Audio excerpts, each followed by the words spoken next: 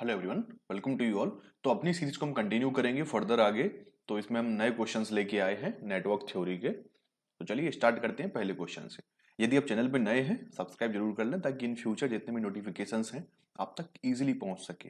तो चलिए स्टार्ट करते हैं पहले क्वेश्चन से। पहला क्वेश्चन है the number of chord of a connected graph in the given circuit will be, यानी कि नंबर ऑफ कॉर्ड बताना है। तो नंबर ऑफ कॉर्ड या इसको हम बोल सकते हैं नंबर ऑफ लूप, एक ही चीज है ना। इसको हम L से डिनोट करते हैं। तो L बराबर में क्या होता है, B minus n plus one. तो इसमें ब्रांचेज कितनी है, एक ब्रांच, दूसरी ब्रांच, तीसरी, चौथी, पांचवी और छठवीं। ब्रांच की संख्या इसमें 6 है। यदि नोड की बात करेंगे हम तो एक, दो, तीन और एक, चार। नोड की संख्या इसमें 4 है और प्लस वन हो जाएगा। 6 में से 4 जाएगा तो 2 प्लस वन बचेगा हमारे पास। तो इसका आंसर हो गया 3। तो इसका राइट आंसर हो जाएगा option A, that is 3। Number of code इस कनेक्टेड ग्राफ के लिए कितने हो गए, 3 हो गए। अगला क्वेश्चन है किसी भी वोल्टेज सोर्स के लिए कौन सा स्टेटमेंट करेक्ट है इसमें से। तो voltage, terminal voltage equal to source EMF, ऐसा नहीं होता है क्योंकि कुछ इंटरनल रेजिस्टेंस में ड्रॉप होता है, तो ऐसा इस केस में पॉसिबल नहीं है। Terminal voltage cannot exceed the source EMF, ठीक है। और terminal voltage always lower than source EMF, terminal voltage higher than the source EMF. तो टर्मिनल वोल्टेज कभी भी सोर्स ईएमएफ से एक्सीड नहीं कर सकता। आइडियल केस में हो सकता है टर्मिनल वोल्टेज सोर्स ईएमएफ के बराबर हो, लेकिन प्रैक्टिकली ये कम ही होता है। लेकिन हम आइडियली कंसीडर कर रहे हैं तो terminal voltage cannot exceed the source EMF, है ना, कभी भी एक्सीड नहीं करेगा। ये स्टेटमेंट ज्यादा परफेक्ट है। अगला क्वेश्चन है ए डिपेंडेंट सोर्स। जो डिपेंडेंट सोर्स है वो may be A current source और वोल्टेज सोर्स, दोनों ही हो सकते हैं। करंट सोर्स हो सकते हैं, जैसे वोल्टेज डिपेंड वोल्टेज सोर्स है, वोल्टेज डिपेंड करंट सोर्स है, करंट डिपेंड वोल्टेज सोर्स है और करंट डिपेंड करंट सोर्स है। तो वोल्टेज सोर्स भी पॉसिबल है डिपेंडेंट सोर्स में और करंट सोर्स भी पॉसिबल है, वोल्टेज सोर्स भी पॉसिबल है और करंट सोर्स भी पॉसिबल है। तो मे बी ये करंट सोर्स और ए वोल्टेज सोर्स, ऑप्शन ए हमारा सही हो जाएगा। अगला क्वेश्चन है Kirchhoff's law are not applicable to circuit with. जो किरचॉफ्स का लॉ है वो कभी भी डिस्ट्रीब्यूटेड पैरामीटर्स पर एप्लीकेबल नहीं होगा। अगर किरचॉफ्स लॉ में हम बात करें तो किरचॉफ का नियम केवल डिस्ट्रीब्यूटेड पैरामीटर पे एप्लीकेबल नहीं है। वहीं अगर हम किरचॉफ्स के लॉ की बात करें तो किरचॉफ्स का लॉ लीनियर पैरामीटर पर एप्लीकेबल है, नॉन लीनियर पैरामीटर पर एप्लीकेबल है, टाइम वेरिएंट पैरामीटर पर एप्लीकेबल है, टाइम इनवेरिएंट पैरामीटर पर एप्लीकेबल है, लंप्ड पैरामीटर पर एप्लीकेबल है, लेकिन डिस्ट्रीब्यूटेड पैरामीटर पे एप्लीकेबल नहीं है। डिस्ट्रीब्यूटेड पैरामीटर पर ये एप्लीकेबल नहीं होगा कभी भी। यही एक ऐसा अपवाद है इसके लिए।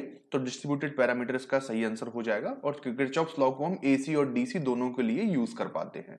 एसी एंड डीसी, ये भी क्वेश्चन पूछा गया है, तो एसी एंड डीसी दोनों के लिए हम यूज कर पाते हैं। तो ऑप्शन ए क्वेश्चन के हिसाब से सही आंसर हो जाएगा। अगला क्वेश्चन है, हमसे पूछा गया है कि करंट बताना है through the 120 ohm resistor. 120 ohm resistor के अक्रॉस करंट हमें कितना देखने को मिलेगा।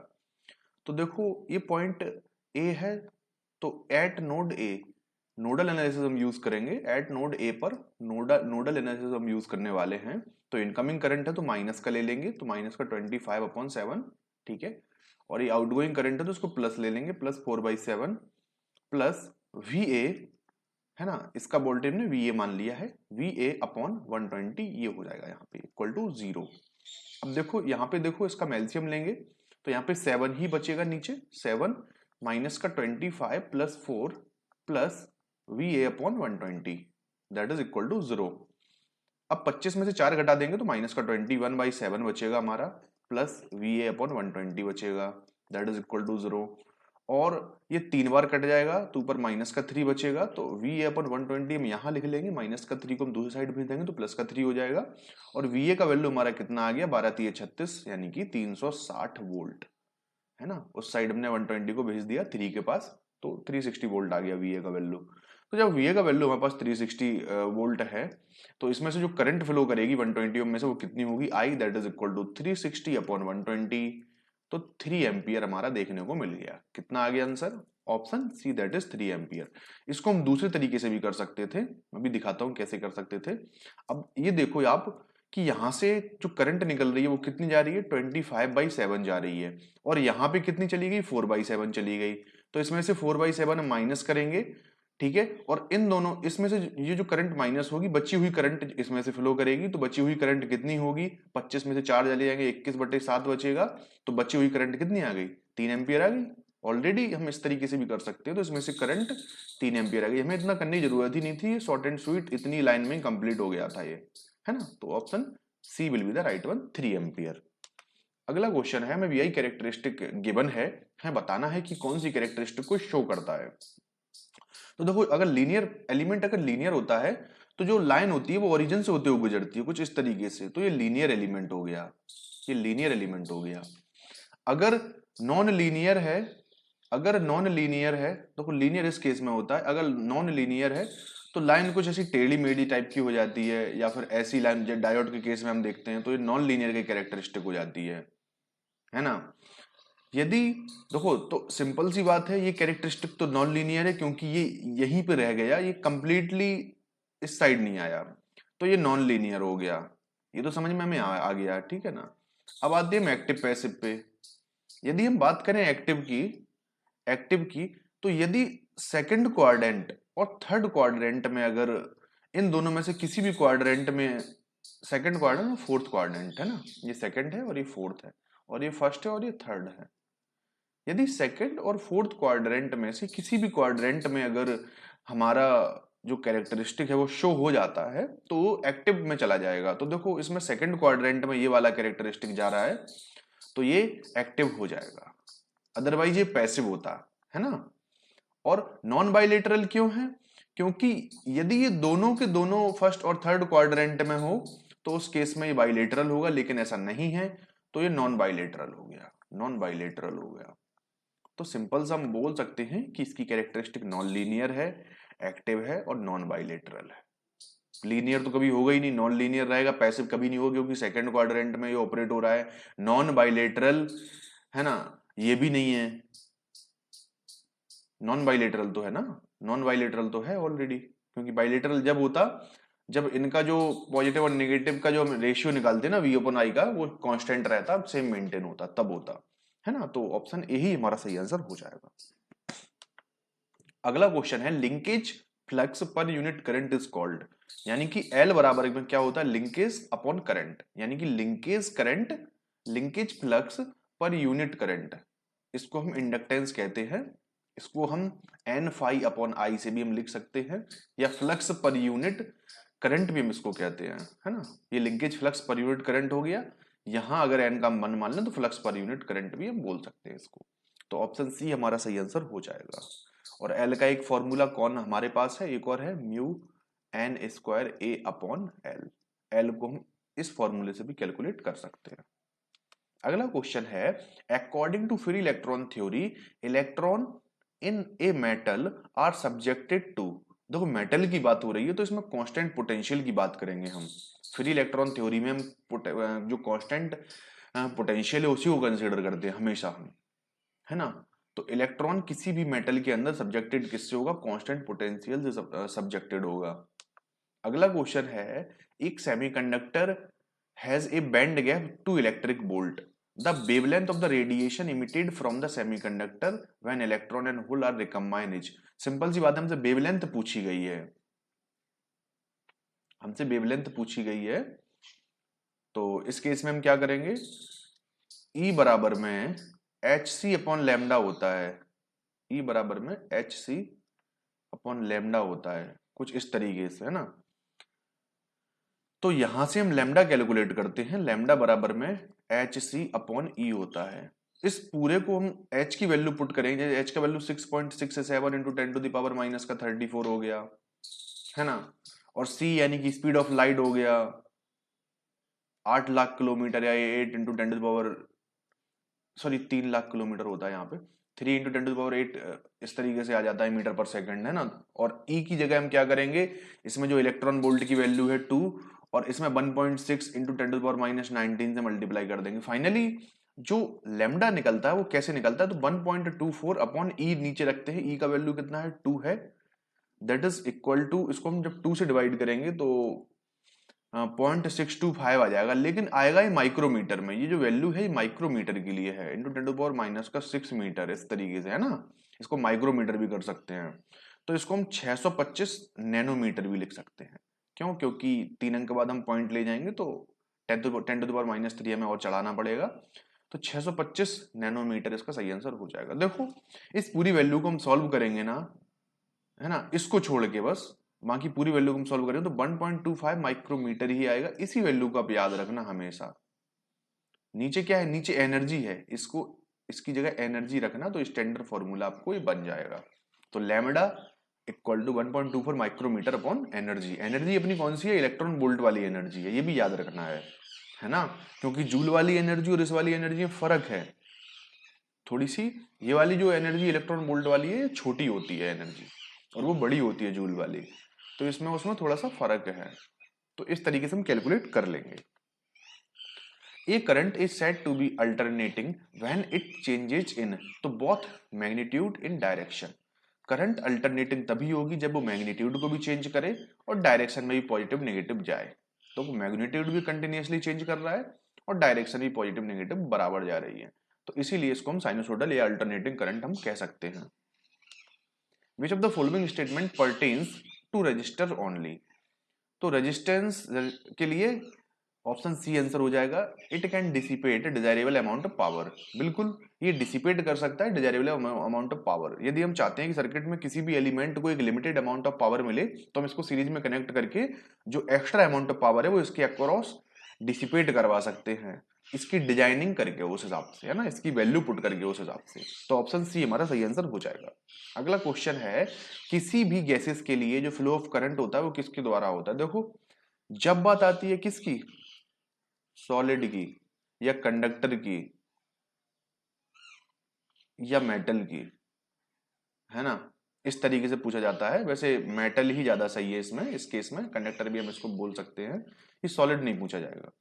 तो इस केस में यदि हम देखें तो करंट का जो फ्लो होता है वो ड्यू टू किसके कारण होता है, इलेक्ट्रॉन्स ओनली, इलेक्ट्रॉन्स के कारण फ्लो होता है। जो करंट होता है वो इलेक्ट्रॉन के लिए, इलेक्ट्रॉन के कारण फ्लो होता है।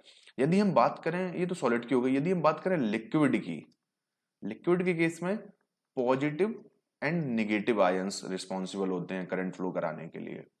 वहीं हम गैसेस की बात करें तो गैसेस के केस में इलेक्ट्रॉन्स भी आ जाते हैं, यहाँ पे इलेक्ट्रॉन्स भी आ जाते हैं, पॉजिटिव एंड नेगेटिव आयंस भी आ जाते हैं। तो इस केस में यदि हम गैसेस की बात करेंगे तो जो करंट फ्लो होती है due to the electron and positive and negative ions, option D will be the right answer. और बाकी इन सभी पॉइंट्स को भी आप याद रखेंगे, है ना, बाकी सभी पॉइंट्स को भी अपन याद रखेंगे। अगला क्वेश्चन है, all resistance in the figure shown below are 1 ohm each. इसमें से प्रत्येक रेजिस्टेंस का वैल्यू कितना है, 1 ओम है, तो करंट बताना है, टोटल करंट जो आई है वो उसकी वैल्यू कितनी होगी। आई वैल्यू का करंट यानी कि टोटल करंट की बात ही कर रहे हैं यहाँ पे, ये आई करंट ये मान लिया हमने यहाँ पे।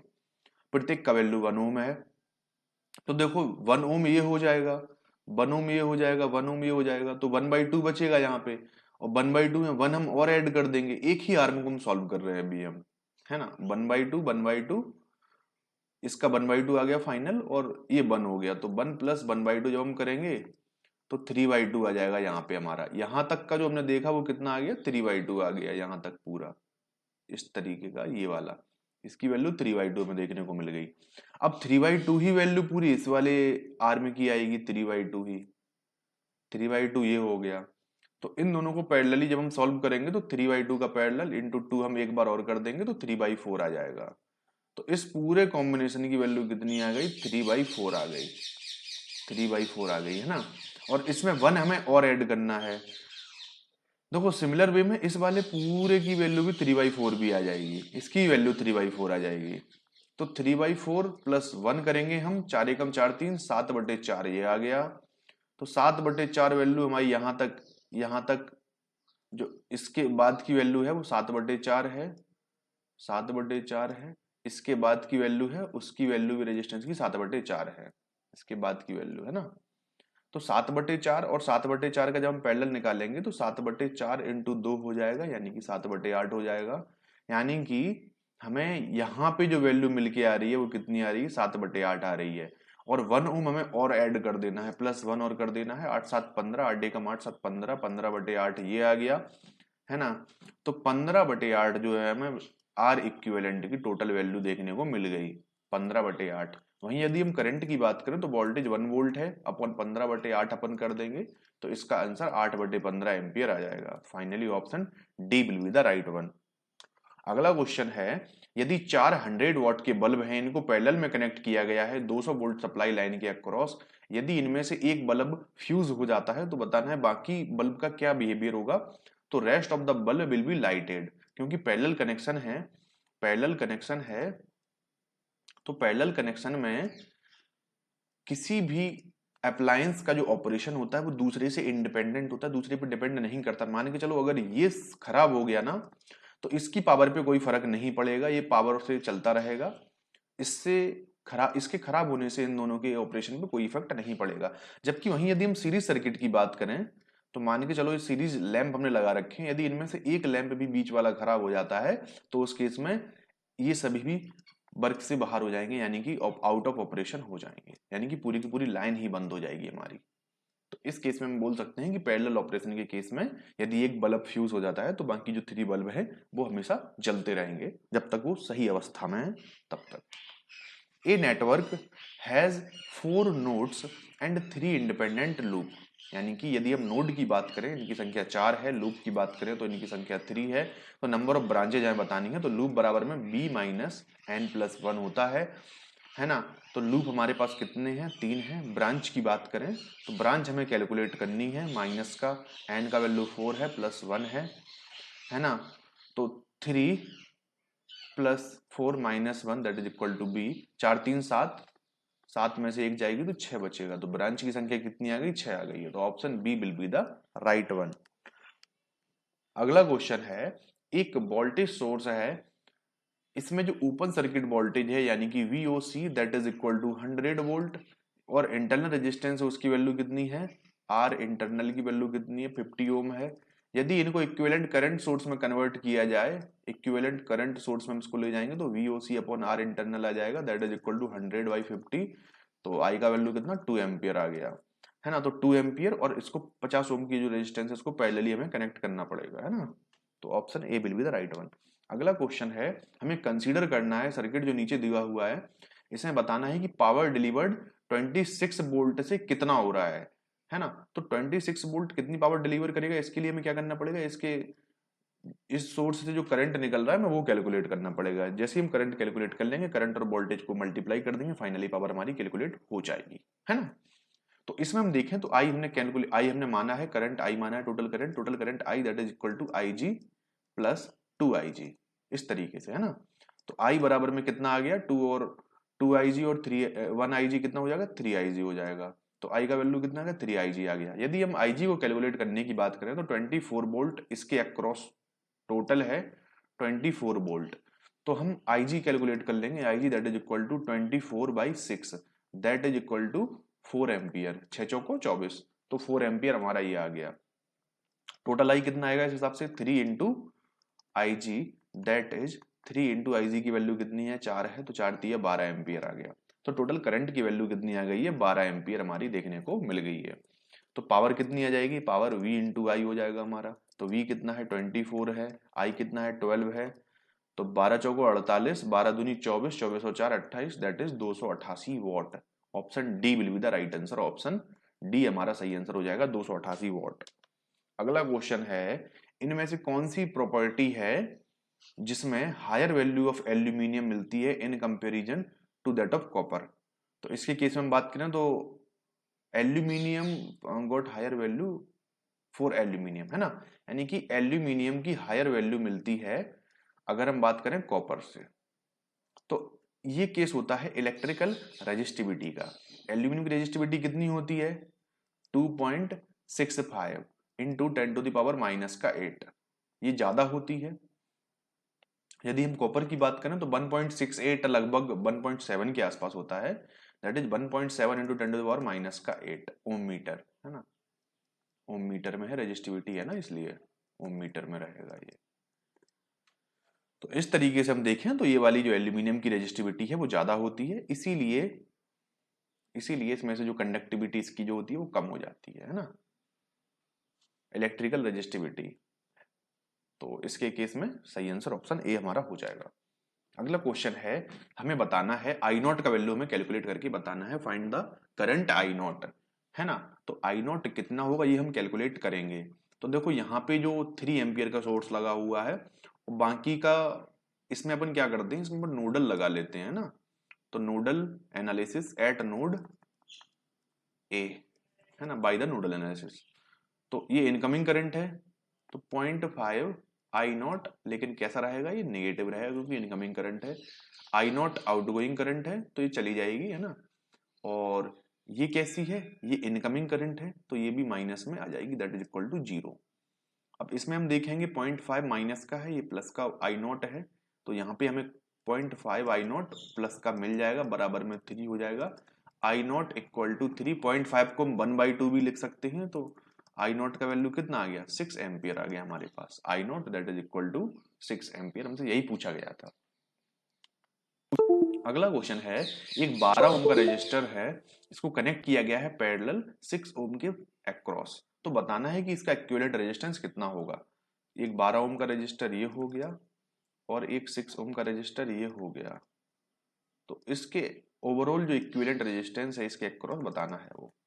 तो 12 इंटू 6 हो जाएगा और 12 प्लस 6 हो जाएगा, 12 6 72, 12 6 18, 18 चौको 72, है ना। 12 6 18, 18 चौको 72, 4 ओम आ गया। तो आर इक्विवेलेंट की वैल्यू कितनी आ गई, 4 ओम आ गई, that is option B will be the right one. अगला क्वेश्चन है, 10 joule per coulomb equal to how much volt. देखो वोल्ट बराबर में क्या होता है, वोल्ट बराबर में होता है energy upon charge, W upon Q, है ना। W इसकी अगर हम यूनिट की बात करें, इसकी हम यूनिट की बात करें तो ये होती है joule per coulomb, joule per coulomb, ठीक है ना। यदि 10 जूल पर कूलम है तो ये 10 वोल्ट के ही बराबर होगा, ठीक है, तो कोई दिक्कत ही नहीं है, option B will be the right one. अगला क्वेश्चन है, एक नेटवर्क में 12 ब्रांचेज हैं और 5 नोड हैं, तो बताना है इसमें इंडिपेंडेंट लूप कितने होंगे, that is L equal to B minus n plus 1। यदि हम ब्रांचेज की बात करें तो 12 ब्रांचेज हैं, नोड 5 हैं और प्लस 1 हो जाएगा, 12 में से 5 जाएंगे तो 7 बचेगा, 7 और 1 8 हो जाएगा। तो लूप की संख्या हमारे पास option B that is 8 answer हमारा सही होगा। अगला क्वेश्चन है, how much energy does a 100 watt electric bulb consume in 2 hour. तो कितनी एनर्जी को कंज्यूम करेगा, तो देखो एनर्जी अगर हम जूल में ले जा रहे हैं, सभी ऑप्शन इसमें जूल में देखने को मिल रहे हैं, तो एनर्जी की यूनिट जूल होती है और इसको हम वॉट सेकंड भी कहते हैं, joule equal to watt second. तो वॉट सेकंड में ही हमें ले जाना पड़ेगा क्योंकि सभी ऑप्शन यहाँ पे जूल में है।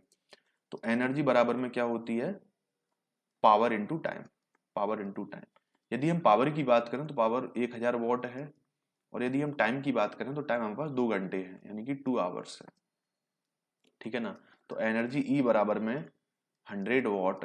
अब इसको हम सेकंड्स में ले जाएंगे तो 2 एक बार गुणा करेंगे 60 तो ये मिनटों में पहुंच गया, एक बार गुणा करेंगे तो ये सेकंड्स में पहुंच गया। तो क्या हो जाएगा यहाँ पे, ये सेकंड्स में आ जाएगा अब, है ना। तो 6 छंग 36, 36 दूनी 72, 72 ये हो गया, और 4 जीरो ये बढ़ जाएंगे, है ना, जो बचे हुए जीरो हैं 4 अपन ने ये लगा दिए, तो वॉट सेकंड हमने ये लिख दिया।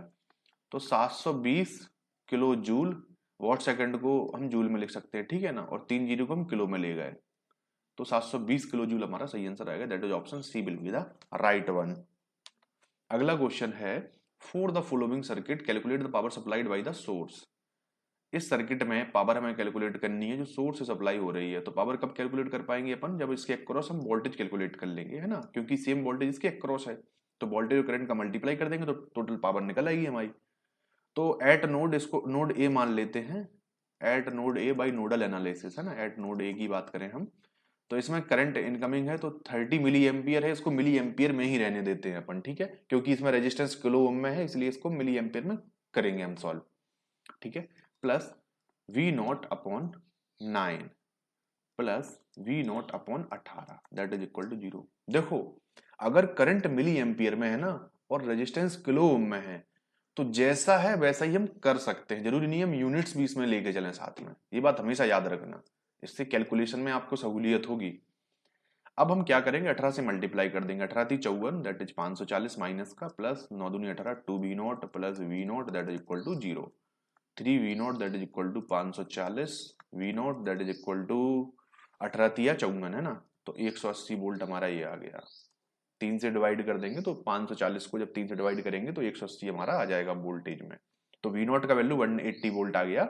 यदि हम पावर कैलकुलेट करना चाह रहे हैं तो I इंटू वी हम करेंगे, I हमारा कितना है 30 मिली एम्पियर है, 30 × 10⁻³ इंटू 180 हमारा ये आ गया, तो 18 × 54 540 हमारा 18 × 54 540 और एक जीरो और हो जाएगा plus 10⁻³ that is 5.4 watt. Power का वैल्यू कितना आ गया 5.4 वाट, आंसर हो गया हमारा, option C will be the right one. अगला क्वेश्चन है हमें G इक्विवेलेंट कैलकुलेट करना है। देखो G बराबर में क्या होता है, कंडक्टेंस होता है, कंडक्टेंस कैलकुलेट करना है हमें।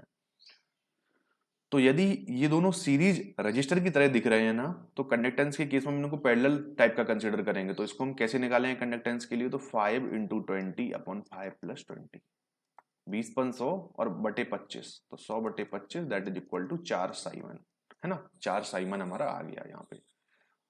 अब इसकी जगह पे हमने 4 साइमन का ले लिया है, ये पूरा 4 साइमन, अब ये पैरेलली इसमें रहेगा, तो रेजिस्टेंस पैरेलल में मल्टीप्लाई और ऐड होती थी अपॉन में, इस केस में हम क्या करेंगे, इस केस में हम इनको डायरेक्टली ऐड कर देंगे क्योंकि ये कंडक्टेंस है, कंडक्टेंस में हम रेजिस्टेंस का उल्टा कर रहे हैं, जस्ट इनको कैपेसिटेंस की तरह कंसीडर करो, जैसे कैपेसिटेंस सॉल्व करते हैं ना हम किसी सर्किट में, जस्ट वैसे ही हम इसको सॉल्व कर रहे हैं, ये समझ के चलो आप। तो 4 साइमन ये हो गया, तो जी इक्विवेलेंट कितना आ गया 10 साइमन आ गया, 4 और प्लस 6 इन दोनों को ऐड कर देंगे तो 10 आ जाएगा हमारा, है ना, तो option A will be the right one. अगला क्वेश्चन है हमें आर इक्विवेलेंट कैलकुलेट करना है सर्किट के लिए, 6 और 2 8 हो गया, 8 पैरेलल 2 के साथ है, तो 8 पैरेलल 2 के साथ है और प्लस 6 ये है ना, तो 8 × 2 बटे 8 + 2 + 6, 8 दूनी 16 बटे 10 प्लस 6, है ना, 1.6 + 6 that is 7.6 that is R equivalent, ये आर इक्विवेलेंट की वैल्यू हमें मिल गई दैट इज ऑप्शन सी 7.6। अगला क्वेश्चन है the element which is capable of delivering energy by its own, यानी कि जो ऐसा कौन सा सोर्स है या ऐसा कौन सा एलिमेंट है जो खुद से एनर्जी को डिलीवर करने की क्षमता रखता है, तो ये एक्टिव एलिमेंट है, एक्टिव एलिमेंट में करंट सोर्स वोल्टेज सोर्स ये सब आ जाते हैं। अगला क्वेश्चन है 1 बिलियन इलेक्ट्रॉन्स पास हो रहे हैं किसी भी कंडक्टर के थ्रू जिसका cross section area conductor of cross section in 10⁻³ second, तो करंट बताना है ना, तो Q बराबर में NE बराबर में IT हम इसका यूज करेंगे। तो इसमें हमें करंट कैलकुलेट करनी है, तो करंट हमें कैलकुलेट करके दिखानी है, टाइम कितना लग रहा है 10⁻³ सेकंड लग रहा है। अगर N यानी नंबर ऑफ इलेक्ट्रॉन्स हमारे पास कितने हैं 1 मिलियन है, तो 1 × 10⁻, बिलियन है सॉरी, प्लस 9 हो जाएगा यहाँ पे, इंटू 1.6 × 10⁻⁻⁹ ई की वैल्यू यानी इलेक्ट्रॉन्स पे जो चार्ज है उसको हम लिख रहे हैं यहाँ पे, चार्ज ऑन इलेक्ट्रॉन। तो इसके बाद आई हमें कैलकुलेट करना है, तो इसको जब हम सॉल्व करेंगे तो 1.6 × 10⁻⁻10 बचेगा यहाँ पे, क्योंकि +9 से ये -90 हम काटेंगे तो 10 बचेगा हमारे पास माइनस का, है ना, और अपॉन में 10⁻³ और आ जाएगा, तो ये आई ये बचेगा यहाँ पे हमारा, इससे हम इसको काटेंगे हम, तो 1.6 मल्टीप्लाई विद 10⁻⁻7 बचेगा, है ना, तो 1.6 से मल्टीप्लाई 10⁻⁻7, यही हमारा जो करंट है उसकी वैल्यू देखने को मिल जाती है। अगला क्वेश्चन है in the shown in the figure the voltage at node B with respect to node D, यानी कि इस नोड का वोल्टेज कितना होगा विथ रिस्पेक्ट टू डी, यानी कि इसको ग्राउंड लेवल पर कंसिडर किया गया है। The voltage at node B with respect to D calculated to be 15 volt. इसमें गिवन है इसका वोल्टेज कितना है, 15 वोल्ट है, प्लस माइनस, है ना, 15 वोल्ट हमें ऑलरेडी गिवन है वोल्टेज। तो करंट बतानी है 30 ओम में से करंट कितनी होगी। बहुत सरल क्वेश्चन है, इसमें से जो करंट है वो कैलकुलेट करनी है। तो देखो इसका पोटेंशियल ज्यादा है, इसका पोटेंशियल कम है, तो करंट की डायरेक्शन सेम जो मैंने मानी है वही होगी। तो 30 minus 15 upon 30 that is equal to I. तो यहां से 15/30 that is equal to I equal to 0.5 ampere. That is option D will be the right one. अगला क्वेश्चन है remains same in all part of the series circuit, है ना, all parts of the series circuit. तो निम्न में से कौन सी चीज है जो सभी पार्ट्स में सीरीज के केस में सेम रहता है।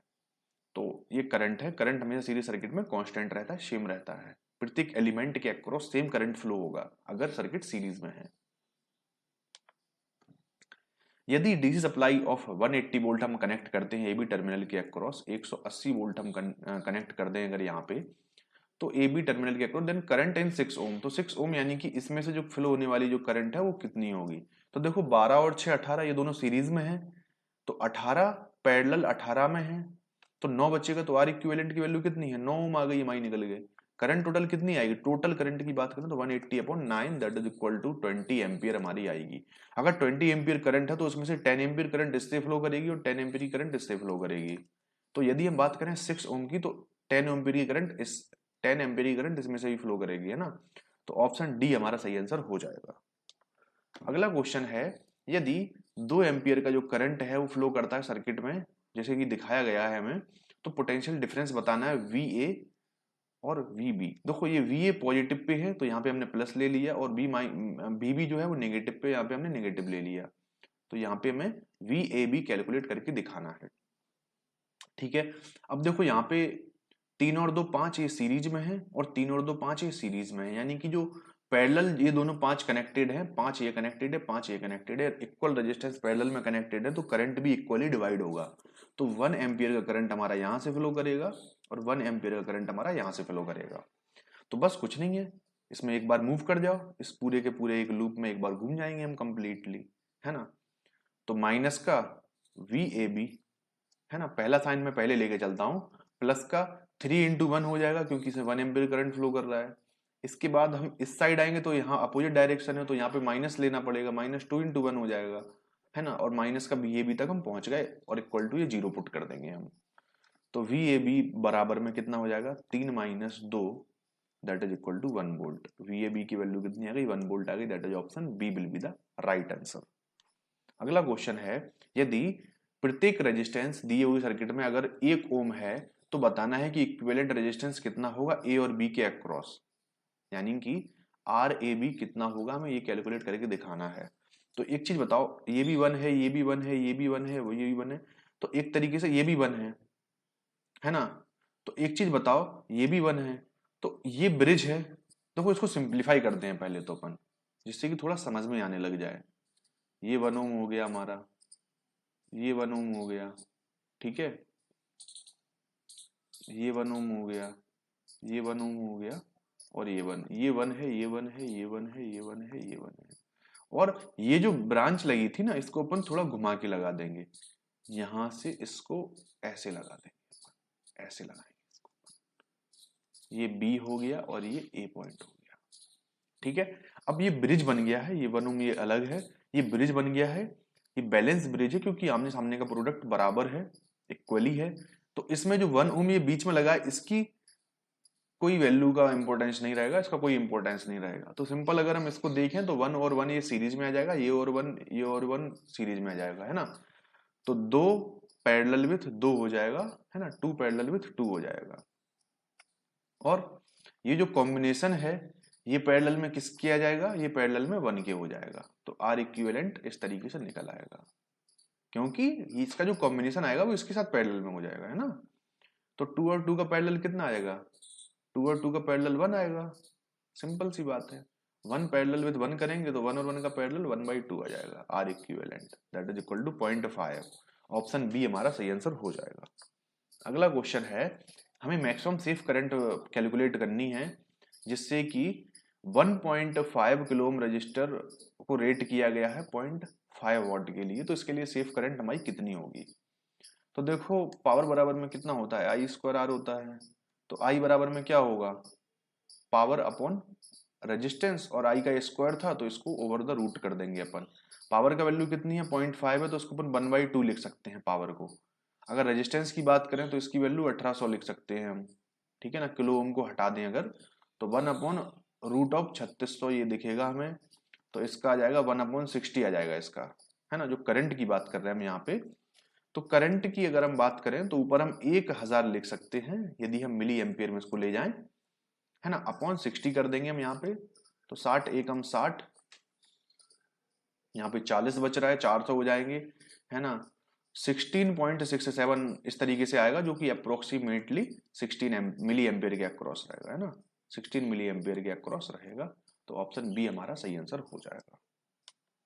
अगला क्वेश्चन है, किसी भी कंडक्टर के लिए जो रजिस्टर है, resistance of a conductor 5 ohm 50 degree Celsius पर, यानी कि 5 ओम का रेजिस्टेंस हमें मिल रहा है 50 डिग्री सेल्सियस पर, और 6 ओम का रेजिस्टेंस हमें मिल रहा है कितने पर, 100 डिग्री सेल्सियस पे। तो रेजिस्टेंस 0 डिग्री पे कितना मिलेगा, है ना, 0 डिग्री सेल्सियस पे रेजिस्टेंस की वैल्यू कितनी होगी, ये हमसे पूछा गया है।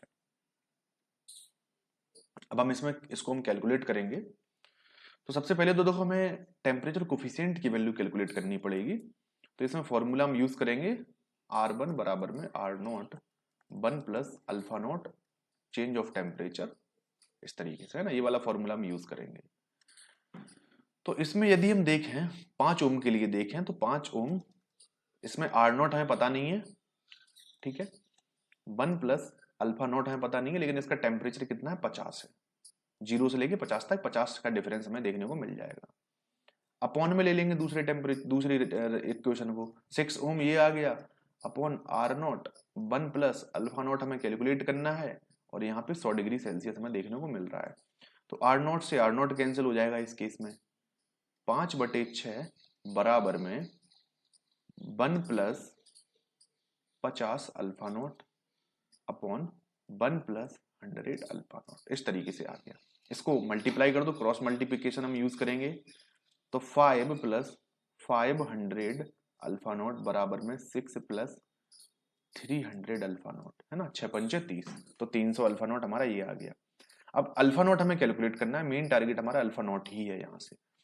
अगर 5 को हम दूसरी साइड भेज दें तो इस साइड 1 बचेगा, और अगर 300 को इस साइड ले जाएं तो 200 हमारा इस साइड बचेगा, 200 अल्फा नॉट। तो अल्फा नॉट की वैल्यू कितनी आ गई, 1/200 आ गई। अल्फा नॉट की वैल्यू हमारी ये निकल के आ जाती है। अब कैलकुलेट करेंगे R1 बराबर में R0 1 plus alpha not change in temperature. अब R1 का वैल्यू मान लिया हमने 5 ओम है, R0 का वैल्यू हमको कैलकुलेट करना है, 1 प्लस अल्फा नॉट की वैल्यू 1/200 है, और चेंज इन टेम्परेचर की वैल्यू 50 डिग्री सेल्सियस है। बस अब कैलकुलेट हो जाएगा हमारा, ये जाएगा 4 बार, तो 1/4 ये आ गया।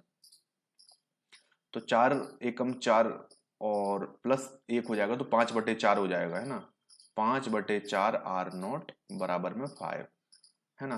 तो R0 की वैल्यू कैसे आ जाएगी, देखते हैं।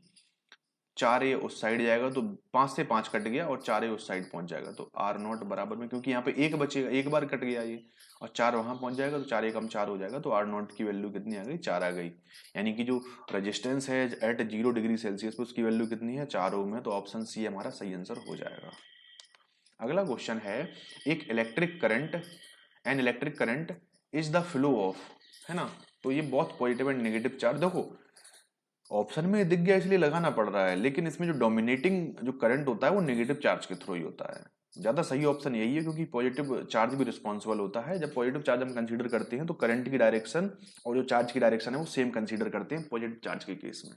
लेकिन नेगेटिव चार्ज के केस में करंट की डायरेक्शन और नेगेटिव चार्ज की डायरेक्शन दोनों अपोजिट हो जाती हैं, है ना। तो ये है, क्योंकि देखो इसको हम ऐसे भी बोल सकते हैं, ये होल हो गए और ये इलेक्ट्रॉन हो गए, इस तरीके से हम बता सकते हैं। An electric current is the flow of the current due to hole and the current due to the electron. ये सेमीकंडक्टर डिवाइसेस में देखने को मिलता है इन जनरल, ठीक है ना। अगला क्वेश्चन है, 1 वोल्ट इज इक्विवेलेंट टू, तो वोल्ट बराबर में क्या होता है, W/Q, that is energy upon charge. इस तरीके से हमें देखने को मिलता है, या वर्क बोल सकते हैं, या वर्क भी ले लो इसको आप। है ना। तो वर्क की यूनिट जूल होती है और इसकी यूनिट कूलम होती है, तो जूल पर कूलम में हम इसको लिख सकते हैं 1 joule per coulomb, 1 volt that is equal to 1 joule per coulomb. अगला क्वेश्चन है, हमें मैग्नीट्यूड ऑफ करंट बताना है 15 ओम के रजिस्टर में से। जो 15 ओम का रजिस्टर है इसमें से कितना करंट फ्लो करेगा। तो V minus 120, nodal analysis use कर रहे हैं एट नोड V पे, V minus 120/25 plus V/15 plus V minus 90 by, ये कितना है 5 ओम ही है क्या 50 ओम है, 5 ही है सॉरी, ये 5 है, 5 दैट इज इक्वल टू 0। तो 15 दूनी 30, 60 से इसका एलसीएम कितना आ जाएगा, 60 आ जाएगा इसका एलसीएम, सॉरी 75 आ जाएगा, है ना, 75 इसका एलसीएम आ जाएगा। तो 3 बार ये कटेगा तो 3V माइनस 12×3=36, 360, 15×5=75, तो 5V ये आ गया प्लस 15×75 तो 15V माइनस के, है ना, 15×75 तो 15, 15×9 135, 1350 दैट इज और इक्वल टू 0। 75 को उस साइड भेजेंगे तो 0 से मल्टीप्लाई होगा तो खत्म हो जाएगा 75, है ना। 3V, 5V, 5×3 8 और 15 यानी कि 23V, 23V हमारा ये देखने को मिल गया यहाँ पे। बराबर में दूसरे साइड देखें हम, 360 है और ये 350 है, 0 6 5 11, 3 3 6 और 1 7, 1 का 1, 1710 हमारा ये आ गया V बराबर में 1710/23।